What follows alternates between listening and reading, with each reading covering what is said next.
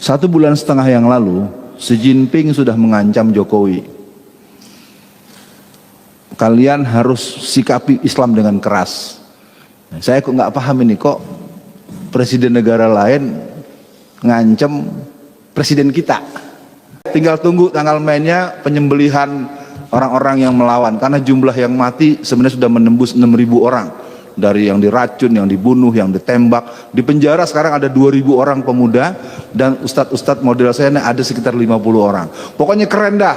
Ustadz ditangkap, anak-anak remaja masjid salah dikit tangkap. Jadi dalam penjara sekarang ada 2.000 orang. Ya, nggak percaya? Ayo kita cek sama-sama. Negeri ini memang sudah dihancurkan dengan serius. Maka saya himbau buat para semua jamaah, jangan jauh-jauh dari Allah.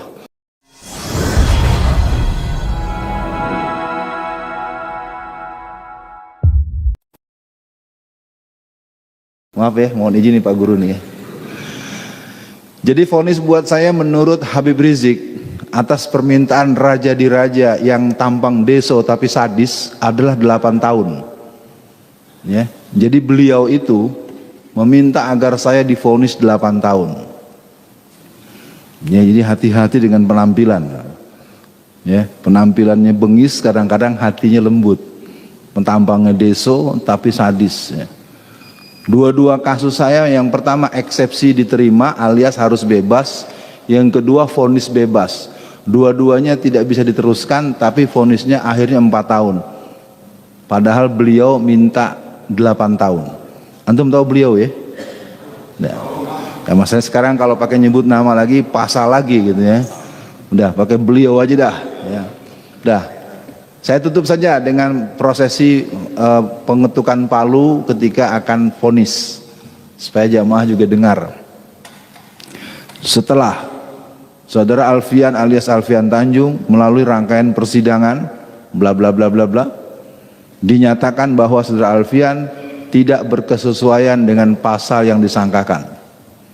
Ayat 2, barang siapa orang yang menyampaikan sesuatu demi kebaikan bangsa dan negara bukanlah sesuatu yang bersifat kriminal, maka dengan ini saudara Alfian dinyatakan bebas. Tapi tetap dan yang ribut saya di kasasi itu bapak polisi. Ya, lucu ya. Kalau orang kan kalau udah di sidang urusannya kan antara kejaksaan dengan kehakiman ya. Konferensi pers. Ya, dan terutama jenderal-jenderal Kristen. Ya, saya akan katakan ini sekarang memang ada 50 jenderal Kristen di kepolisian. Bukan 20, 50. Nah, saya ngalami langsung karena sejak saya disidang tanggal 16 bulan Agustus tahun 2017. Sidang pertama aja itu ketika saya dibawa dalam keadaan diborgol karena pengadilan itu penuh ramai, itu ribut. Kenapa Ustadz Alfian diborgol? Akhirnya sejak itu kata hakim, sejak hari ini persidangan Ustadz Alfian tidak boleh diborgol lagi. Nah, bolak-balik tanggal 27 Desember tahun 2017 sidang kasus di Jakarta. Kasus Jakarta itu adalah kasus yang merupakan saripati ceramahnya si Ciptaning yang mengatakan bahwa PDI Perjuangan dicoblos oleh 20 juta warga PKI. Lalu saya masukkan di Twitter, isinya 85% pemilih PDI Perjuangan adalah PKI.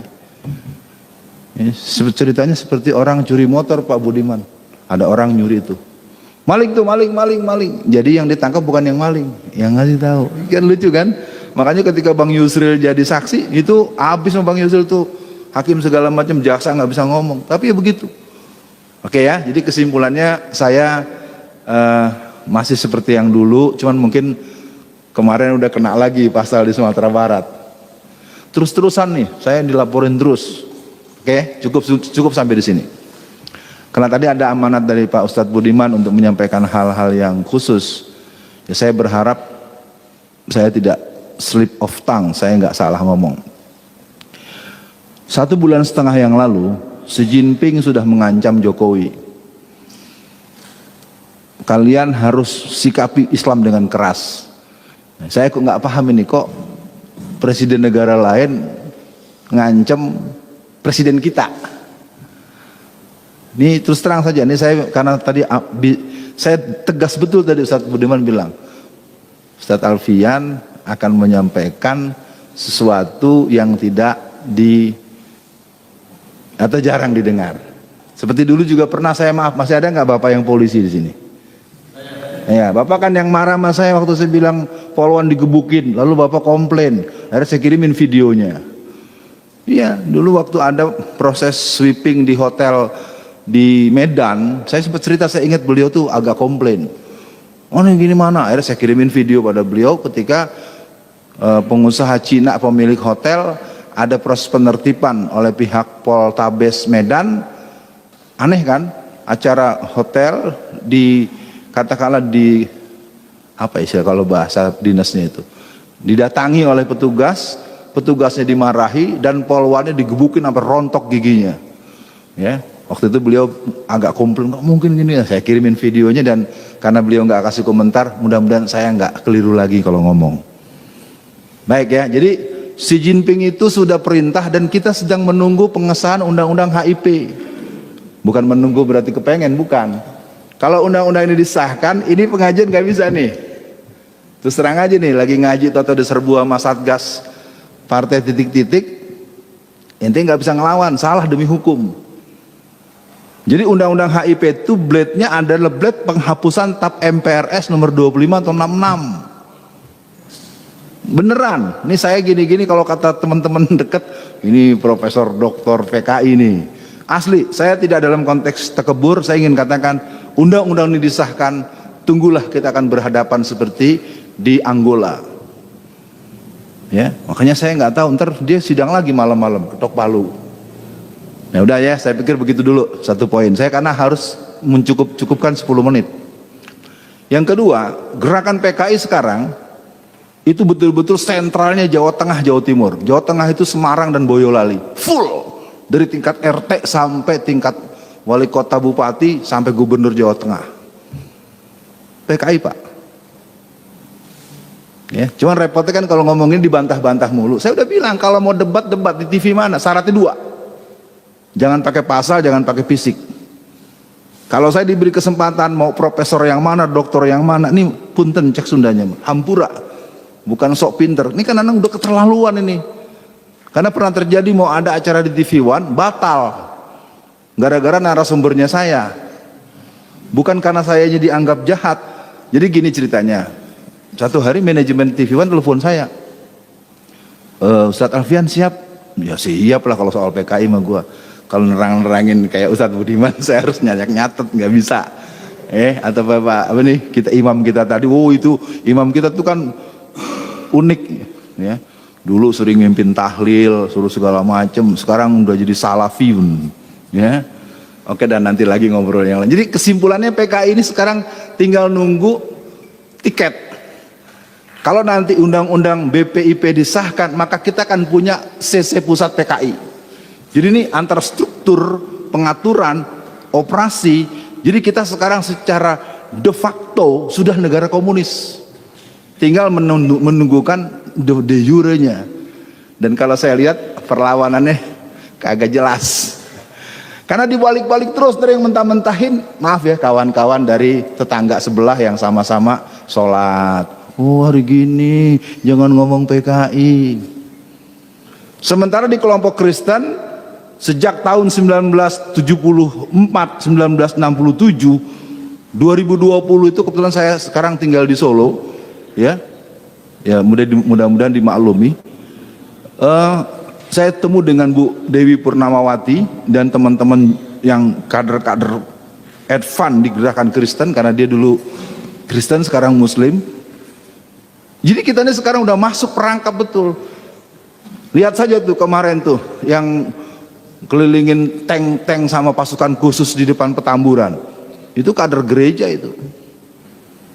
Ya, saya namanya nggak hafal tapi udah sempat saya kirimin itu beberapa orang karena handphone saya agak hang juga ngirimnya terus-terusan itu. Wallazina kafaru ba'duhum awliya'u ba'd. Orang-orang kafir bekerja sama untuk menghancurkan kita, menyerang kita, sementara kita tahsabuhum jami'a wa qulubuhum satta. Saya walaupun ilmu saya nggak sepadan dengan tuan-tuan guru yang mengajarkan tafsir, yang saya tahu ayat itu bukan buat kita. Allah turunkan ayat itu kepada Rasulullah. Salah satu kalimat yang terdapat dalam surat Al-Hasyr di ayat 14 kalau tidak salah, ada kalimat tahsabuhum jami'a wa qulubuhum satta. Kau lihat mereka seolah-olah bersatu padahal mereka terpecah belah. Itu ternyata adanya pada kita. Itu ayat kan bukan buat kita itu. Tanya deh sama guru kita nih, tanya ustadz. Nah, jadi kesimpulannya itu satu lagi atau dua lagi. Nah ya, yang kedua narkoba. Ini mohon maaf Bapak yang pernah di kepolisian. Narkoba itu dalam pengetahuan saya selama 29 bulan dalam penjara, real terkonfirmasi datang 250 ton tiap tahun.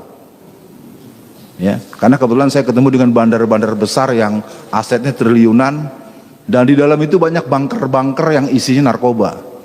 Saya nggak bisa lagi ngomong dan nyerah udah.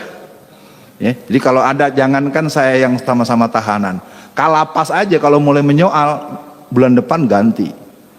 Jadi di dalam itu yang namanya bandar-bandar bener-bener jadi super body. Kita ketahuan punya handphone aja dimasukin sel tikus. Tapi kalau Cina-Cina itu pakai handphone tuh depan umum, pakai bahasa Cina lah segala macam. Wah udah nggak ada harganya deh petugas kita. Mau yang petugas kepolisiannya, mau yang petugas lapasnya, yang nggak, kalau di hadapan Cina semuanya. Saya tidak menghujat lembaga loh, saya melihat langsung bagaimana mereka dibentak-bentak. Apalagi waktu saya ditahan di Makobrimob, itu kan saya di Makobrimob itu ya ceritanya penjara-penjaraan. Kalau udah jam 10 malam tuh sering dibukain sama komandan batalion. Saya kan imam musola, saya begini-gini imam musola Pak, imam musola jamaah 200 orang. Jadi kalau lagi nggak ada pengawasan dari Mabes Polri, gembok saya dilepas. Pas saya masuk, sopo iki sopo, ditahan di sini, Ustadz Alfian Tanjung, yang memenjaranya gendeng. Bayangin karutannya saja bilang yang masukin saya ke situ orang gila atau gitu, coba. Ya, tapi jangan cari namanya, saya nggak mau, kesian tuh bapak itu. Jadi dari sini para jamaah semua, narkoba ini jadi senjata dari jaringan Cina untuk melumpuhkan. Pertama, melumpuhkan generasi muda. Kedua, melumpuhkan orang-orang tua dan aparat untuk menyoal mereka, karena mereka sogokannya ratusan triliun, puluhan gila. Jadi barang itu datangnya terang-terangan. Jadi pakai kapal-kapal besar itu, di 250 ton kan nggak mungkin pakai gerobak, ya. Dan transaksinya resmi antara seragam titik-titik dengan seragam titik-titik. Udah dah, saya nggak bisa bahas lagi. Pakai berkasnya sama, saya dapat langsung. Dan terakhir, karena nanti kelamaan, yang jadi bandar narkoba di masyarakat itu tokoh-tokoh yang populer dan terkenal. Di tingkat ini, izinkan saya nggak berani nyebut nama, takut saya, asli takut. Beneran Pak, saya ngomong aja takut udah. Karena saya kan di dalam diketahui, karena saya ini wakil ketua Komite Dakwah Khusus MUI Pusat. Jadi anak-anak tuh pada cium tangan mulu lah, udah pada laporan. Ustadz gimana Ustadz gini-gini, kamu kenapa kasusnya? Ya saya 13 kilo Ustadz, hukuman saya hukuman mati. Terus tapi sebenarnya yang punya, disebut tuh nama-nama orang. Lu bener ngomong gitu? Buat apa Ustadz, dari penjara? Jadi sekarang ini memang betul kalau kita nonton film India, Tuan Takur, lu Tuan Takur nggak?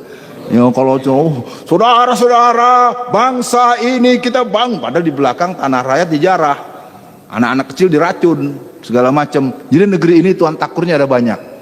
Siapa saja dia, cari sendiri aja. Ya, kena pasal lagi gua nanti ya. Tapi intinya negeri ini memang sudah dihancurkan dengan serius. Maka saya himbau buat para semua jamaah, jangan jauh-jauh dari Allah. Jadi khutbah Jumat Ustadz kita kemarin Jumatan itu keren. Kalau yang Jumatan kemarin di sini keren. Saya karena takut terlalu romantis, hampir saya peluk tuh kemarin menjelang saya pulang. Semoga beliau sehat, Allah kasih rezeki yang banyak, ya. Dan saya tahu beliau ini orangnya sangat tekun belajar. Sekian dulu para pemirsa sekalian, bahan-bahan yang lain menyusul, nggak tahu kapan menyusul, karena ini pengajian beliau ya, saya nggak tahu. Yang jelas saya mohon maaf, karena kalau diterusin urusannya udah kejauhan, terlambat, ya. Tinggal tunggu tanggal mainnya penyembelihan orang-orang yang melawan, karena jumlah yang mati sebenarnya sudah menembus 6.000 orang. dari yang diracun, yang dibunuh, yang ditembak. Di penjara sekarang ada 2.000 orang pemuda, dan ustadz-ustadz model saya ada sekitar 50 orang. Pokoknya keren dah. Ustadz ditangkap, anak-anak remaja masjid salah dikit tangkap. Jadi dalam penjara sekarang ada 2.000 orang. Ya, nggak percaya? Ayo kita cek sama-sama. Karena saya ketemu dengan lapas-lapas yang sebagai penutup. Jadi saya di penjara di Porong itu, saya sering diculik oleh petinggi-petinggi dari dirjen di tingkat Kanwil di Jawa Timur. Tapi culiknya bukan jahat, dia ngajak ngobrol, persis seperti antum. Ngobrol, Ustadz, ini gimana Ustadz, gini, nanya yang aneh-aneh terus. Akhirnya saya balikin, Bapak ini pejabat nanya-nanya gitu sama saya terus, jangan-jangan saya ntar mau dikasih pasal lagi. Enggak Pak, kita cuma ngebandingin antara briefing Pak Yasona, nonton TV, sama dengan Ustadz Alfian. Lu terus kenapa bandingannya? Saya lebih percaya omongan Ustadz Alfian Tanjung. Jadi artinya memang yang muslim-muslim itu sangat kecewa karena gerakan Kristen, gerakan komunis, gerakan Syiah. Semoga kita tidak pernah khawatir, tidak pernah gentar, karena kita akan bersama dengan Allah. Nahnu awliyaukum fil hayatid dunya wa fil akhirah walakum fiha ma tashtaha anfusuhum walakum fiha ma tad'un. Assalamualaikum warahmatullahi wabarakatuh.